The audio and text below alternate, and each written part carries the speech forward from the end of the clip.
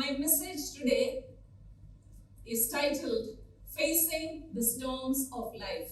और आज का जो हमारा संदेश है उसका जो शीर्षक है वो इस प्रकार है कि जीवन के तूफानों का सामना करना। Before we go into the word, let's pray. इससे पहले हम वचन में बढ़े, आइए प्रार्थना करें। Father, we thank you for this new day and the new opportunity you have given to us to study from your word. हे स्वर्गीय पिता, हम आपका धन्यवाद करते हैं परमेश्वर, आज सुबह आपने हमें अवसर दिया कि आपके वचन से हम प्रमुख नई बातों को सीख पाएं।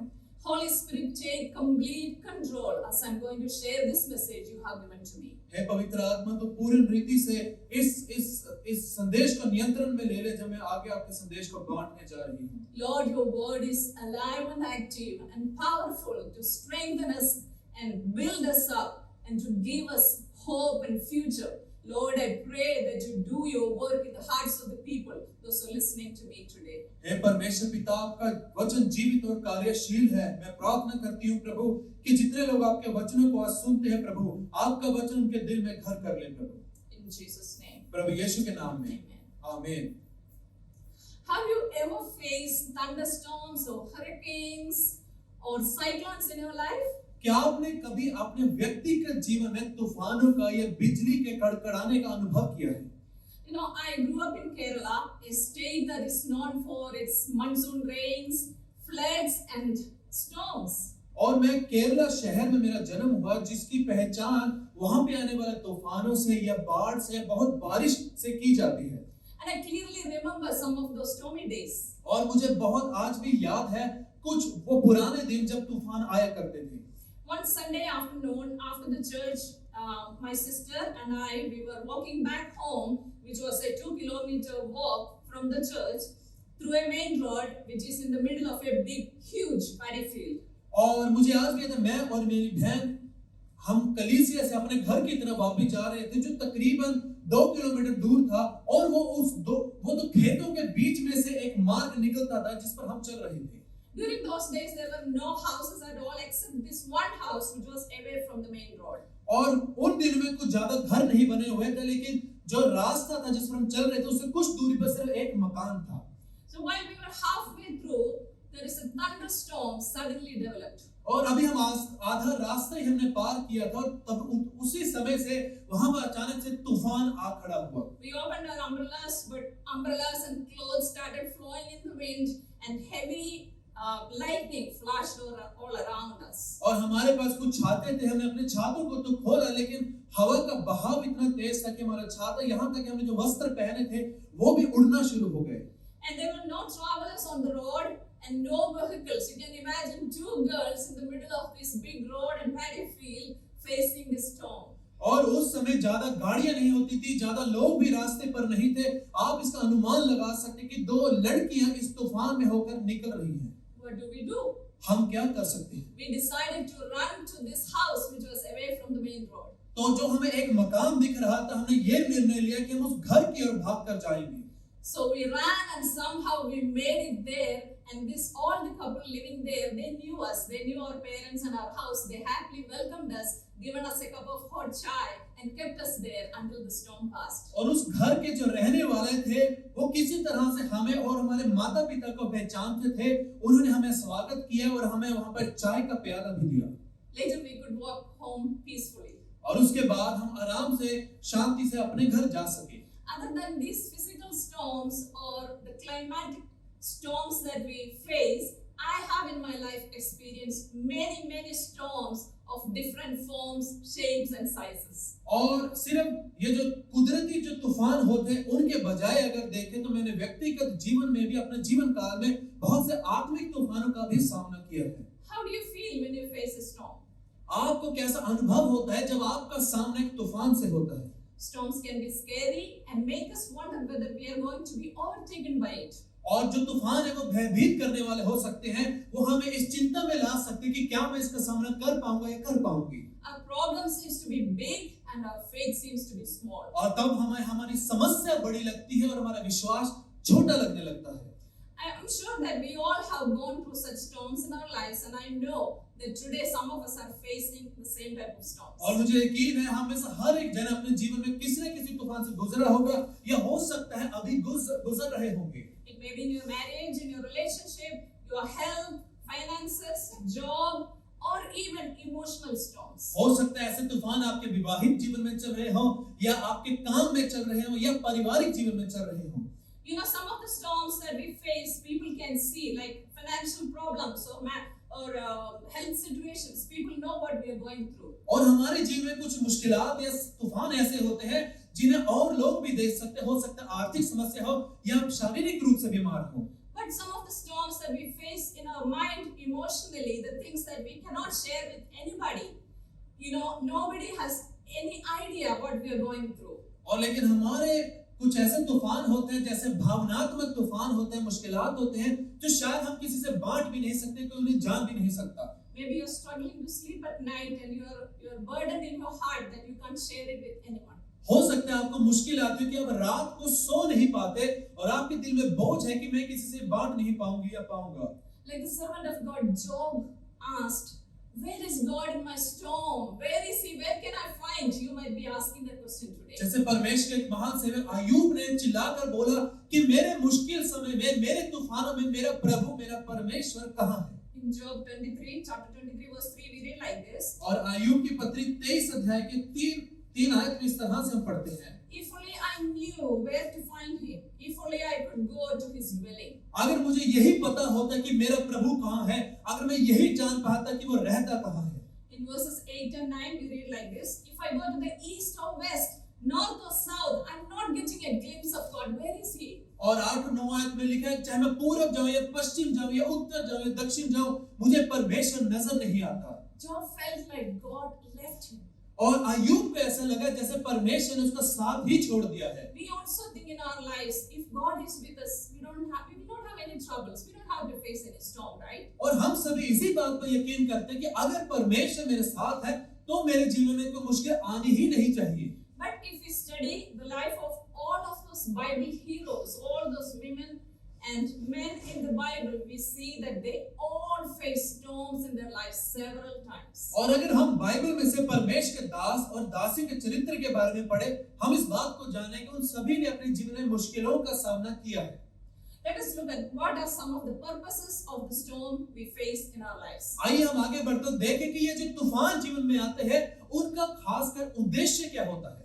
I want to bring your attention to 3 incidents from 3 books of the Bible to study about the purposes, some of the purposes of the storms. और मैं आपका ध्यान केंद्रित करना चाहती हूँ ऐसे 3 वाक्यों के ऊपर जो बाइबल के आधार पे है कि हम उद्देश्य हम जान पाए कि तूफान हमारे जीवन में आते ही क्यों हैं। The first purpose is to bring us back to the plan of God. और पहला उद्देश्य जीवन में मुश्किलात या तूफान आने का ये होता है कि जो परमेश्वर हमारे लिए उद्देश्य रखा है उसकी ओर हम वापस लाए जा सकें। The best example that we can find in the Bible is the life of Jonah. और सबसे उत्तम उदाहरण जो बाइबल से हम जान सकते वो है योना का जीवन। Jonah heard God call him to go to Nineveh, but he just can't obey it. और योना ने सुना कि परमेश्वर उसे पुकार रहा है कि वो निनवे की ओर जाए।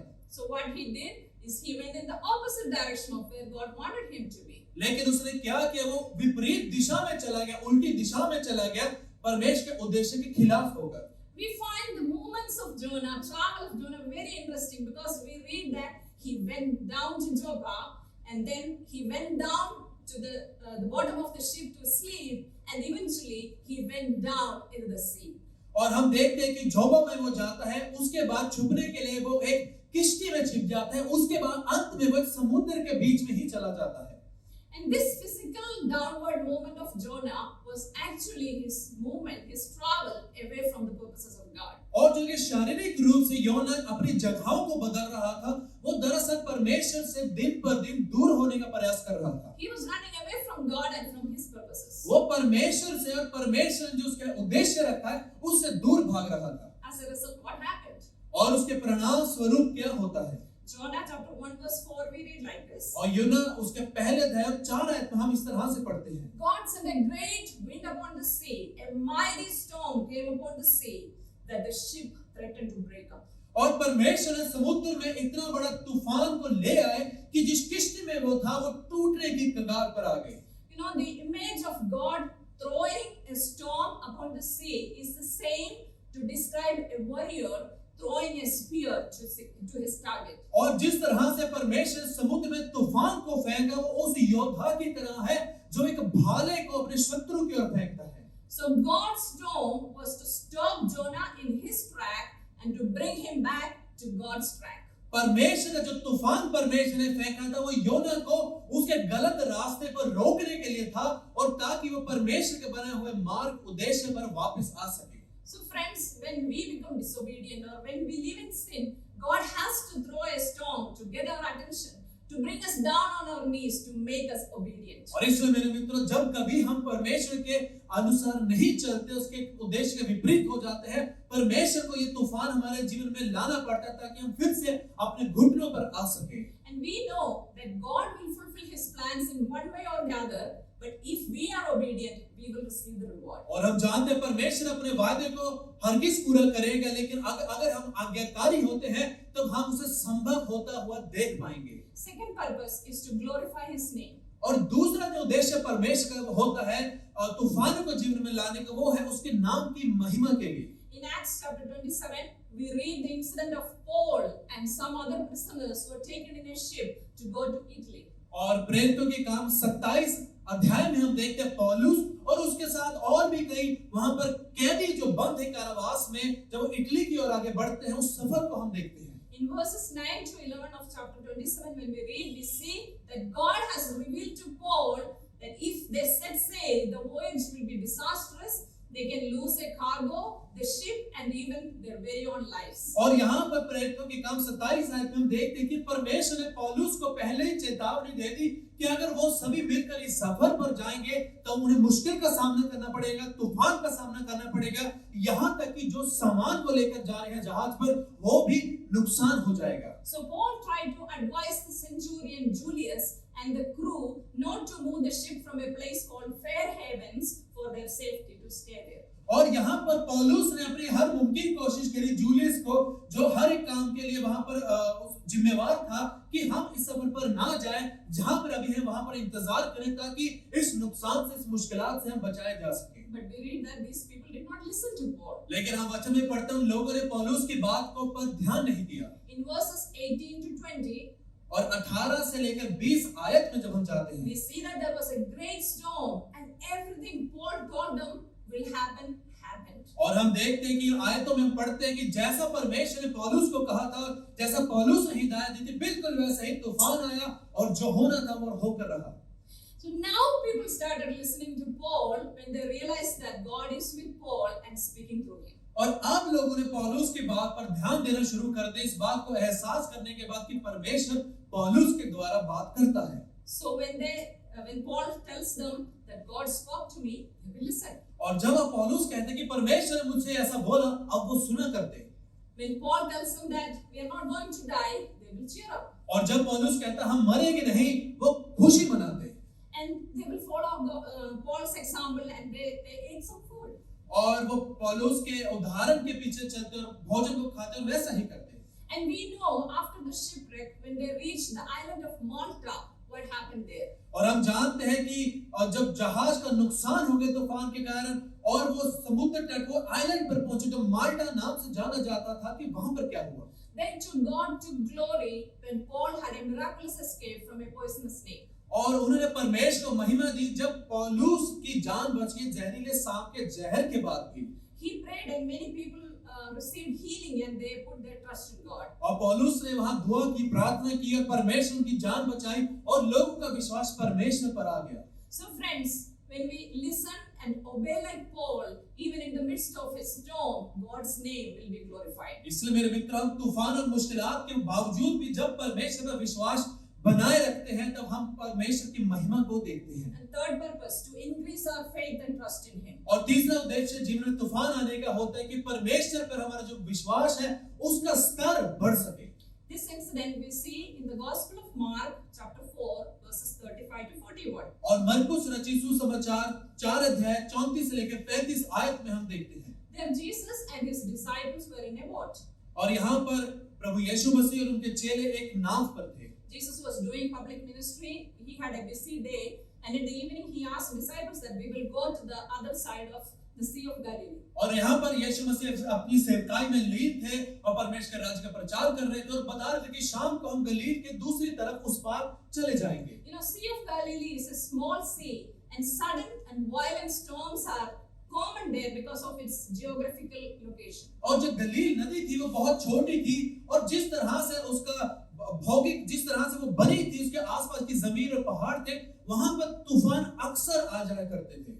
One moment can be very calm, and the very next moment can be a raging storm. और वहां पर तूफान या मौसम का पता नहीं लगता था कि कभी तो वो शांत रह सकता था और कभी बड़ा तूफान भी आ जाता था। So during this incident, Jesus was sleeping, leaving the boat to take care by the disciples in the boat. और यहाँ पर शाम के समय यीशु मसीह वहां से नाव से निकलते हैं, वो इंतजार करते हैं कि कैसे उस समय का इंतजार करते हैं जब यीशु मसीह और उसके जो चेले हैं वो गलील के उस पार जा सके। We need to remember that 4 of his disciples, Jesus' disciples, were fishermen from the same Sea of Galilee, and they were familiar with what is going to happen there and how to take care of it. हमें इस बात पर ध्यान देना है कि जितने लोग नाव पर सवार थे यीशु मसीह के चेले, उसमें से 4 ऐसे थे जो मछुआरे थे, मछली पकड़ा करते थे और उस नदी के बारे में, गलील की नदी के बारे में उन्हें बहुत ही अच्छे से मालूमात था। But when the storm hit, even though they were experienced, they could not control the boat and it started drowning. लेकिन उसके बावजूद जब तूफान आया वो भी उस कश्ती को बचा ना सके और खुद पर और उस कश्ती पर नियंत्रण ना जमा सके। You know, some storms enter our lives so sudden without warning, and it can take us off guard. और कई बार इसी तरह हमारे जीवन काल में ऐसी कुछ मुश्किलें, ऐसी कोई तूफान आ जाते हैं जिसकी पहले से चेतावनी हमें नहीं मिलती। No matter how many storms you have experienced in the past or how experienced people we are, suddenly we feel so powerless, helpless and hopeless. और इससे फर्क नहीं पड़ता कि बीते हुए समय में भूतकाल में हमने कितनी मुश्किलात का या कितने तूफानों का सामना करना पड़ा हो, लेकिन कई बार ऐसे मुश्किलात तूफान में हम जान नहीं पाते कि मैं अचानक सब क्या करूं।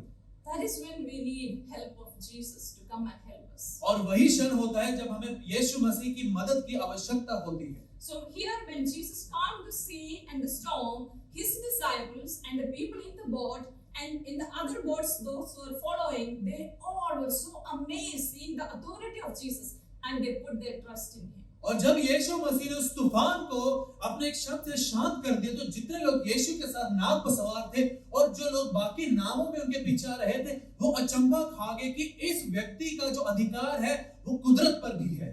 God uses such storms to increase our faith and trust in him. और इस तरह के तूफान का परमेश्वर इस्तेमाल करते हैं हमारे विश्वास को बढ़ाने के लिए। We were looking at the purposes of storm, and next we are going to look at what do we need to remember when we face a storm. और अभी हम देख रहे थे कि उद्देश्य क्या होता है तूफानों के आने का, लेकिन आगे हम पढ़ते हैं कि हमें किस बात को याद रखना है जब तूफान का सामना हम करते हैं।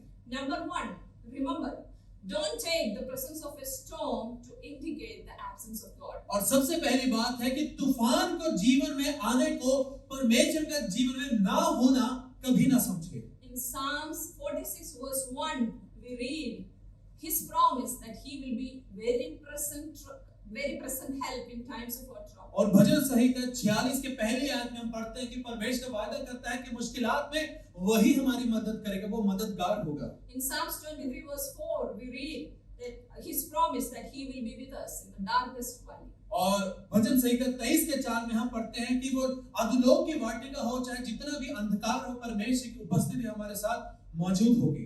And we know when God promises something, he will fulfill it. और हम जानते हैं कि जब परमेश्वर किसी बात का वायदा करता है वो उसे पूरा जरूर करता है।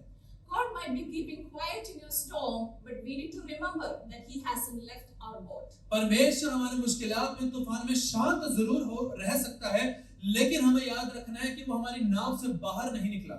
We may not be feeling his presence, but we need to remember that he promised, so he will be there. और हमें हो सकता है उसकी उपस्थिति का अनुभव नहीं हो रहा, लेकिन याद रखना है कि उसकी उपस्थिति हमारे संग है। Paul knew through the storm God is with them and he will not let them be destroyed in the sea. और पौलुस जानता था कि परमेश्वर की उपस्थिति उनके साथ सफर पर है और वो उन दूसरों का विश्वास कम नहीं होने देगा। And God spoke to Paul before that and he said, you have to stand trial before Caesar.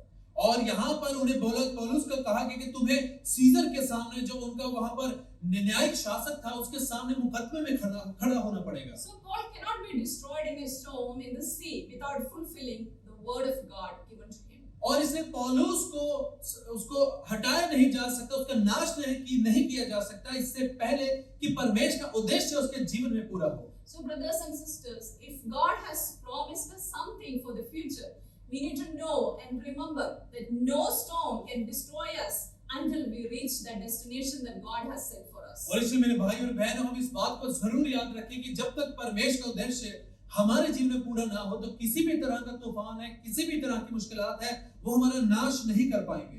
The second thing to remember is God is the Lord over every storm that comes our way. और दूसरी बात को जो हमें याद रखना है कि परमेश्वर मालिक है, उसका अधिकार है हर तूफान के ऊपर, चाहे कुछ भी हमारे जीवन में आ जाए। We know that God is sovereign and He is the creator God. Every creation has to submit to Him. हम जानते हैं कि परमेश्वर सर्वशक्तिमान है और हर एक चीज के ऊपर उसी का अधिकार है। In Isaiah chapter 55 verse 11 we read like this. यशायाह नबी उसकी 55 अध्याय और 12 आयत में ऐसा लिखा है, 11 आयत में ऐसा लिखा है, So is my word that goes out from my mouth. It will not return to me empty, but will accomplish what I desire and achieve the purpose for which I sent it. और जो मेरे मुख से निकला हुआ शब्द है वो व्यर्थ में वापस नहीं आएगा, वो उस उद्देश्य को पूरा करेगा जिसके लिए मैंने उसे ठहराया है। We know that God created the world with His word. He spoke it and it came.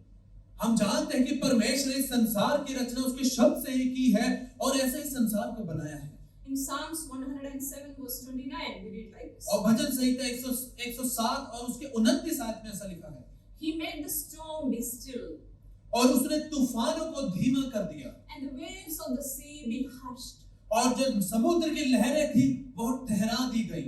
It's like hushing a group of children those are making noise. When God says hush, don't talk, you have to stop. और ये इस तरह से है जब कुछ छोटे बच्चे शोर मचाते हैं, जब उन्हें चुप कराने के लिए हम एक इशारा करते हैं, हश कहते हैं, परमेश्वर सिर्फ उस छोटे शब्द से तूफानों को शांत कर देता है। In Mark 4:39 also we see the same thing. He got up and rebuked the wind and said to the waves, quiet, be still.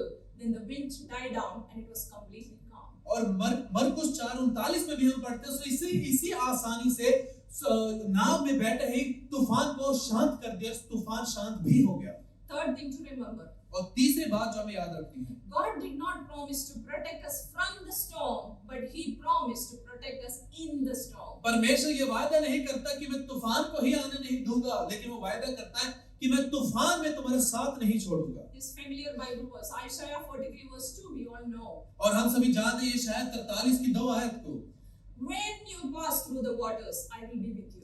कि जब तुम समुद्र या पानी से होकर निकलोगे मैं तुम्हारे संग हूँ, And when you pass through the rivers, they will not sweep over you.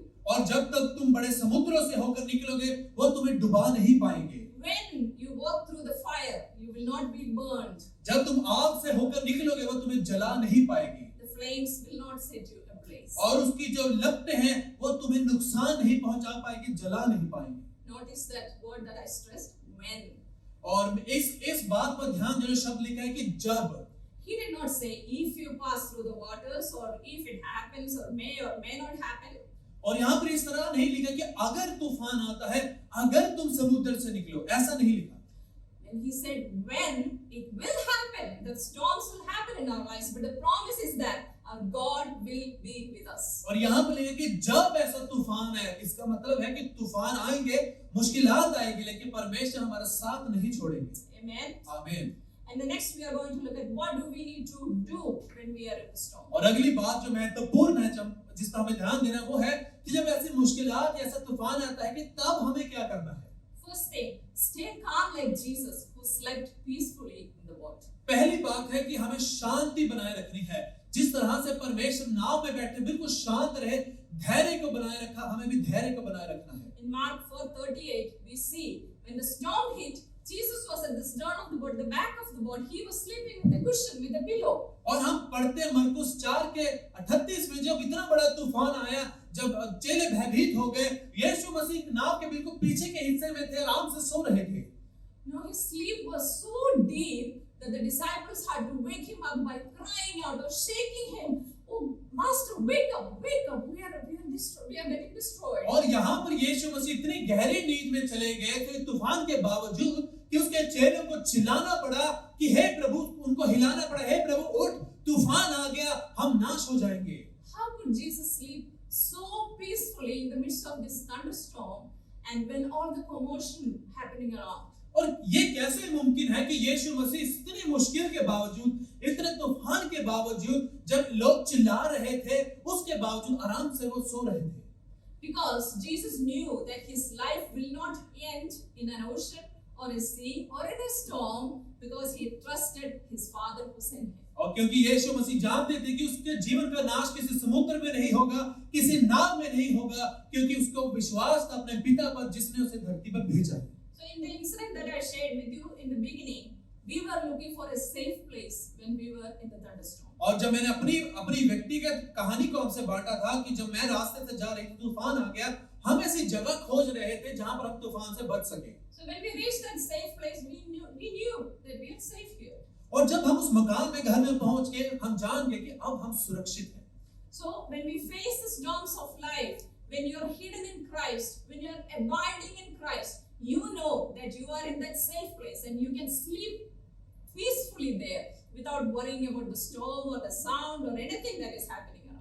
और इसी तरह से जब आप मसीह यीशु में बने रहते हैं, आपका विश्वास उनमें दृढ़ रहता है, आप इस बात पे यकीन कर सकते हैं कि मैं चाहे कितना भी तूफान आ जाए, मैं यीशु मसीह में शांति से सो सकती हूँ। What we need to do, number 2 is continue to pray and hold on to his promises. और दूसरी बात, जब तूफान आता है, जो हमें करनी है वो है कि प्रार्थना में लगातार बने रहना है और यीशु मसीह को थामे रखना है। In the incident of Paul, we know that God revealed to Paul that if they travel, they can lose their ship and cargo and their lives. But still, Paul prayed. और यहाँ पर पौलुस की कहानी से हम जानते हैं कि परमेश्वर ने तो पहले चेतावनी दे दी थी कि अगर तुम इस नाव में, इस जहाज से जाओगे, तो तुम्हारे सामान पर, तुम्हारे जीवन का नुकसान हो सकता है। लेकिन उसके बावजूद जो पौलुस है, उसने प्रार्थना में खुद को बनाए रखा। And we know that God answered Paul's prayer. Not only Paul's life is saved, but everyone traveled with him, their lives were saved. और हम देखते हैं कि परमेश्वर ने पौलुस की प्रार्थनाओं का उत्तर दिया। सिर्फ पौलुस का जीवन ही नहीं, बल्कि उसके संग जितने लोग थे, सभी का जीवन बचाया जा सका। So no matter how hopeless or unpromising your situation might be today, continue to trust in God and pray. और हो सकता है, इससे फर्क नहीं पड़ता कि आपके जीवन का तूफान कितना बड़ा है, या आप कितने आशाहीन हो गए हैं, या आपको कोई रास्ता नहीं नजर आ रहा, आपको प्रार्थना में बने रहना है। In 2 Chronicles 16, chapter 16 verse 9, we read like this. और दूसरा इतिहास उसका 16 अध्याय 9 आयत में इस तरह से लिखा है। For the eyes of the Lord range throughout the earth to strengthen those whose hearts are fully committed to him. और पूरे धरती में परमेश्वर की आंखें बनी रहती है, वो खोजती रहती है उन दास और दासियों के दिल को मजबूत करने के लिए जो प्रार्थना में बने रहते हैं। Are you feeling low? Are you feeling weak today, facing a storm? Hold on to his promises. क्या आपको, आपका मन जो है वो अशांत लग रहा है, या आपको आज उदासी लग रही है, या चिंता में आप घिरे हुए हैं, आप परमेश्वर पर विश्वास डालें। God is looking down from heaven to see whose hearts are committed to him. Who needs strength today? Who is weak? I'm going to strengthen him. परमेश्वर आज अपने स्वर्ग से नीचे की ओर देख रहा है कि किसे जो मेरी जरूरत है, किसे जरूरत है कि जो मुझ में बना हुआ है, और उसके दिल को मैं मजबूत करूं। Do you have faith to say, this too shall pass? क्या आपके पास यह विश्वास है ये कहने के लिए ये समय भी बीत जाएगा या गुजर जाएगा? Come on, say it with me. This too shall pass. आप मेरे साथ दोहराएं कि ये समय भी बीत जाएगा। So when we see the storm and the dark clouds declare the promises of God, saying, I don't know when and how I'm going to come out of it, but I know that I'm going to come out of it. और जब आप गहरे बादल को आपको घेरते हुए देखते हैं और आपका मन कहता है मुझे नहीं पता मैं इसे कैसे निकल पाऊंगा या निकल पाऊंगी, लेकिन मसीह यीशु पर यह विश्वास रखें, लेकिन मैं इससे निकलूंगा जरूर। I may have to wait, I may have to cry, I may have to suffer, but I know that my God is with me and He will bring me out of this storm. हो सकता है मुझे चिल्लाना पड़े, हो सकता है मुझे प्रार्थना में बना रहना पड़े, हो सकता है मुझे रोना पड़े, लेकिन मेरा विश्वास जो मसीह यीशु में है वो इस तूफान से मुझे निकालेगा जरूर। And third thing to do in a storm, और तीसरी बात जो तूफान में होते हुए हमें करनी है, surrender to the will and purposes of God. परमेश्वर की इच्छा के प्रति खुद को आप लीन कर दे, समर्पित कर दे। In the Jonah incident, Jonah did not want to go to Nineveh because he knew God really well. और योना के बारे में अगर बात करें, वो निनवे में नहीं जाना चाहता था। उसका कारण ये था कि वो परमेश्वर को बखूबी जानता था। He he knew that God will forgive these people if they repent. वो जानता था कि परमेश्वर निनवे के लोगों को क्षमा दे देंगे अगर वो उन्होंने पश्चाताप कर लिया। Jonah wanted these people to be punished for their wickedness. लेकिन योना तो चाहता था कि निनवे लोगों के ऊपर परमेश्वर की सजा आए। But the book of Jonah talks about how compassionate, how great and gracious our God is towards the prodigal sons and daughters who run away from him. लेकिन योना की पुस्तक और जो वचन है वो ये सिखाता है कि परमेश्वर उड़ाऊ पुत्र और पुत्रियों के प्रति भी परमेश्वर अपने दिल को बड़ा रखते हैं और दया भावना रखते हैं। God never gave up on Jonah nor the people of Nineveh. और परमेश्वर ने कभी योना और निनवे के लोगों का साथ नहीं छोड़ा।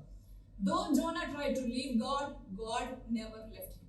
योना ने हर मुमकिन कोशिश करी कि वो परमेश्वर की उपस्थिति से दूर चला जाए, लेकिन परमेश्वर ने कभी योना को अकेले नहीं छोड़ा। In Exodus 34:6 we read like this. और निर्गमन 36 में ऐसा लिखा है 34:6. और 34 के 6 आयत में ऐसा लिखा है। And he passed in front of Moses proclaiming, the Lord, the compassionate and gracious God, slow to anger, abounding in love and faithfulness, maintaining love to thousands, and forgiving wickedness, rebellion and sin. और वो मूसा के सामने से गुजरते हुए चिल्लाता निकला कि प्रभु प्रभु जो दयावान है, जो अनुग्रह से भरा है, जो क्रोध में धीमा है और प्रेम में बढ़कर है, वो कई हजारों को माफी देता है और जितने भी लोग बुरे हों उनके लिए वो दया भावना रखता है। You know, the plans of our gracious God are always for our good. और आप जानते हैं कि हमारा अनुग्रहकारी जो परमेश्वर है, उसके जो उद्देश्य हमारे लिए हैं वो भलाई के हैं। So let us surrender to him completely today. तो क्यों ना आज हम अपना जीवन पूर्ण रीति से परमेश्वर के प्रति समर्पित करते हैं।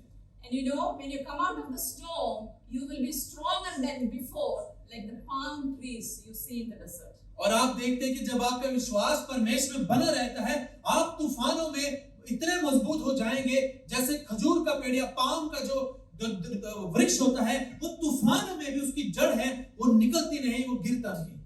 You know, in the desert, the date palm or any other palm trees, they continuously face this strong wind and storm. आप जानते हैं कि अगर आप रेत की जगह पर चले जाएं जहां पर ज्यादा जमीन में रेत ही रेत होती है और वहां पर जो खजूर का पेड़ लगा होता है, वो लगातार तूफानों का सामना करते हैं। So when the storm hit, these palm trees bend and looks like it is going to fall or break. और इस जब खजूर के पेड़ को तूफान का सामना करना पड़ता है, वो एक बार मुड़ तो जरूर जाते हैं और दिखने में लगता है कि शायद अब ये टूट जाएंगे या गिर जाएंगे। But as soon as the storm gets over, this palm tree comes back and stands upright when all other trees around lay fallen and broken. और लेकिन जैसे ही तूफान फिर समाप्त होता है, तो ये जो खजूर का पेड़ है वो अपनी पुरानी अवस्था में आ जाता है, फिर से वैसे मजबूती से खड़ा हो जाता है और उसके विपरीत जो दूसरे वृक्ष होते हैं वो गिर भी जाते हैं। So it is said that the palm tree gets stronger and stronger with each passing storm episode. They need storm to get stronger. और ऐसा कहा भी जाता है जो खजूर का पेड़ होता है, वो जितने तूफानों का सामना करे वो उतना मजबूत हो जाता है, बल्कि उसे तूफान की आवश्यकता और जरूरत होती है। That is why in Psalms 92 verse 12 we read like this. और इसे भजन संहिता 92 की 12 आयत में हम ऐसे पढ़ते हैं, The righteous will flourish like a palm tree. कि जो धर्मी है वो खजूर के पेड़ की तरह उन्नति पाता रहेगा। So as I conclude my message today, तो आज जैसे मैं अपने संदेश को समाप्त करती हूँ, if you are facing a storm, be encouraged. अगर आप तूफान का सामना कर रहे हैं, आप प्रोत्साहित हो जाएं। Know that God is our fortress and hiding place, and He is our shelter from the storm. आप जाने कि परमेश्वर वो आपको सुरक्षित किला है जो आपको हर मुश्किलात तूफान से बचाने के लिए और निकालने के लिए योग्य है। Like the song that we sang this morning, when the people around may tell you, or the enemy come and whisper in your ear.